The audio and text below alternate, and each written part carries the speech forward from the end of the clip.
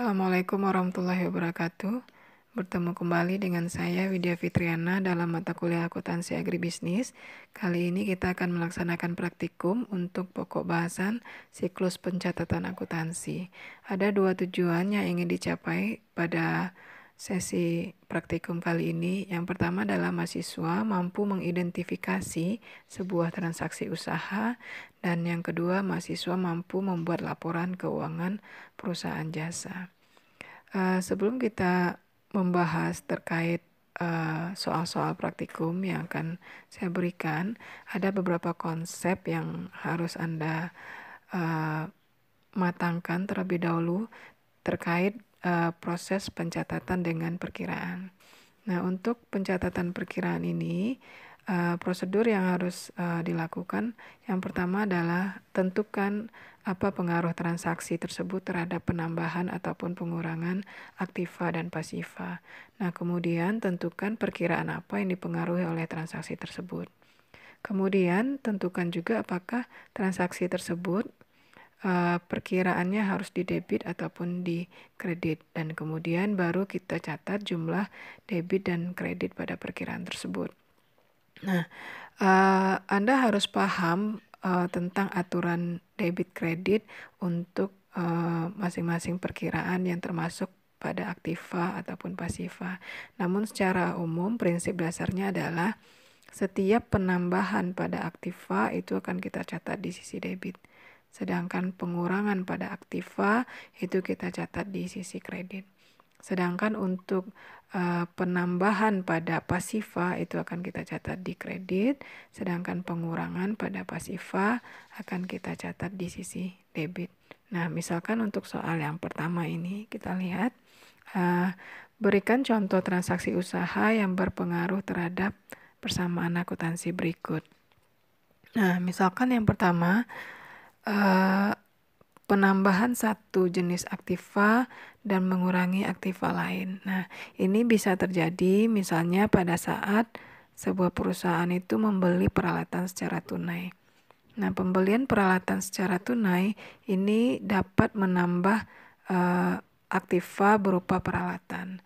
Namun di sisi lain, transaksi ini juga mempengaruhi terhadap pengurangan aktiva, yakni berupa kas, karena dilakukan pembayaran secara tunai, ya. Yang kedua, misalnya transaksi yang mengurangi aktiva dan mengurangi modal pemilik. Nah, ini bisa terjadi kalau misalnya terjadi pengambilan pribadi untuk membayar biaya rumah sakit pemilik misalnya. Nah, ini dapat mengurangi aktiva berupa kas dan juga mengurangi modal pemilik dari pengambilan prive. Yang ketiga, misalnya untuk transaksi yang mengurangi aktiva dan mengurangi kewajiban. Nah, ini bisa kita lihat pada saat perusahaan melakukan pembayaran gaji pegawai. Nah, pembayaran gaji pegawai itu dapat mengurangi aktiva berupa kas dan juga mengurangi kewajiban, yaitu hutang gaji, ya. Nah, untuk yang keempat misalnya transaksi yang menambah aktiva dan menambah modal pemilik. Nah, ini bisa kita lihat pada saat terjadi transaksi penerimaan pendapatan jasa. Nah, penerimaan pendapatan jasa ini dapat menambah aktiva berupa kas dan juga dapat menambah modal pemilik dari pendapatan jasa. Kemudian yang kelima, menambah aktiva dan menambah kewajiban. Nah, ini misalnya kalau perusahaan itu membeli peralatan kantor secara kredit. Nah, membeli peralatan secara kredit ini dapat menambah aktiva berupa peralatan, namun di sisi lain juga menambah kewajiban berupa hutang. Oke, kita lanjut ke soal yang kedua. Nah, berdasarkan transaksi-transaksi berikut, sebutkan apakah setiap transaksi itu akan berpengaruh terhadap penambahan, pengurangan, ataupun tidak berpengaruh terhadap total aktiva perusahaan. Nah, misalkan kita ambil case yang pertama, ya, meminjam uang di bank. Nah, pada saat perusahaan melakukan peminjaman uang di bank, nah ini akan berpengaruh terhadap penambahan aktiva berupa kas, ya. Nah, atau misalnya case yang keempat, pembayaran kas untuk melunasi hutang. Nah, pada saat perusahaan melakukan pembayaran kas untuk melunasi hutang, nah ini akan berpengaruh terhadap pengurangan aktiva berupa kas ya. Atau misalnya pada case yang keenam, pemberian jasa kepada pelanggan secara kredit. Nah, ini akan mempengaruhi terhadap aktiva, yaitu penambahan aktiva berupa piutang ya, karena jasanya kita berikan secara kredit. Artinya piutang jasa itu akan bertambah ya. Nah, Anda bisa coba analisis sendiri untuk case-case yang lain pada soal yang kedua ini. Nah, untuk soal yang ketiga misalnya, Anda diminta untuk menghitung jumlah yang hilang dari persamaan akuntansi pada masing-masing kondisi di bawah ini. Jadi ada kondisi A, B, dan C, dan ada diketahui nominal aktiva dan pasiva untuk masing-masing kondisi.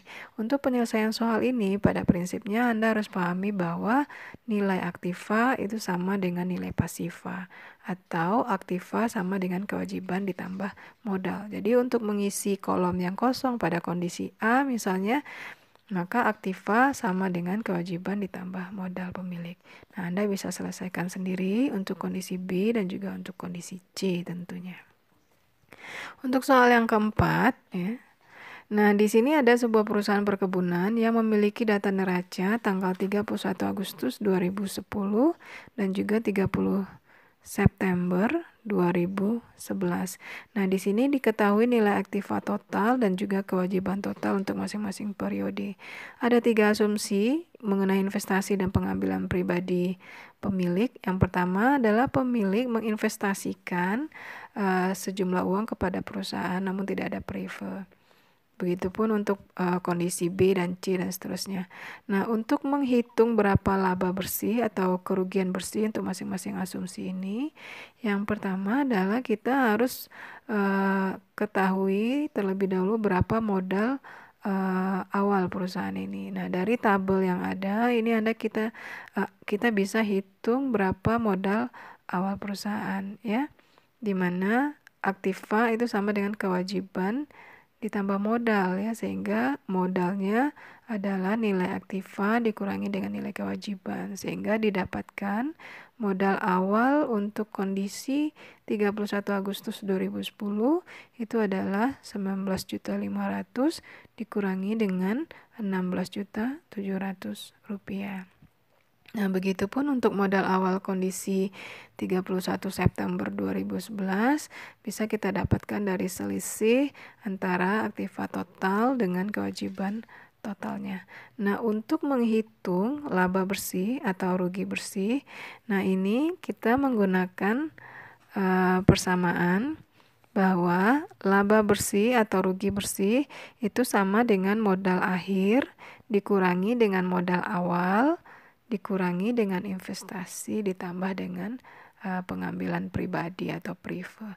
Nah, misalkan untuk case yang pertama, pada saat pemilik menginvestasikan 5.600.000 ke dalam perusahaan dan tidak ada pengambilan pribadi. Nah, maka pada kondisi ini kita bisa hitung laba atau rugi bersih perusahaan, yaitu sebesar modal akhir dikurangi dengan modal awal, dikurangi dengan investasi, dan dikurangi dengan prefer.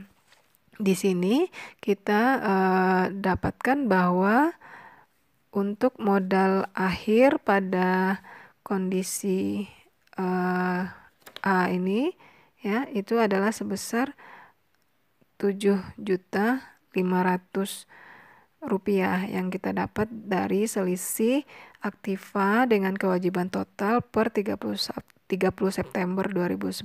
Nah, itu adalah modal akhirnya. Sedangkan modal awalnya tadi kita dapatkan sebesar selisih antara aktiva total dengan kewajiban total pada periode 31 Agustus 2010 ya, sebesar 2.800.000. Kemudian dikurangi dengan nilai investasi yang dilakukan pada kondisi A, yaitu sebesar 5.600.000, kemudian dikurangi dengan pengambilan pribadi. Jadi karena ditambah dengan pengambilan pribadi. Jadi karena tidak ada pengambilan pribadi, maka prive-nya sama dengan 0. Dengan demikian, pada kondisi A, laba atau rugi bersihnya itu sama dengan 7.500.000 dikurangi dengan 2.800.000 dikurangi dengan 5.600.000 ditambah 0, sehingga didapatkan hasil 900.000, yaitu kondisi rugi, ya. Nah, Anda bisa lanjutkan sendiri perhitungannya untuk asumsi B dan juga untuk asumsi C. Nah, untuk soal yang kelima, di sini ada sebuah perusahaan konsultan agribisnis yang diberi nama Semangat Tani. Nah, selama bulan Oktober 2011 dia mengalami sejumlah transaksi, ya. Nah, untuk kasus yang kelima ini Anda diminta untuk membuat analisa dampak transaksi terhadap persamaan akuntansi. Ya, kemudian membuat tabel laris perusahaan tersebut dan juga membuat laporan keuangan perusahaan tersebut, ya. Nah, jika misalnya diketahui neraca saldonya seperti pada slide, maka Anda bikin laporan keuangan perusahaan tersebut. Nah, Anda coba lakukan latihan mandiri untuk soal nomor 5, dan jika ada pertanyaan, kita akan bahas di sesi tanya jawab. Terima kasih. Assalamualaikum warahmatullahi wabarakatuh.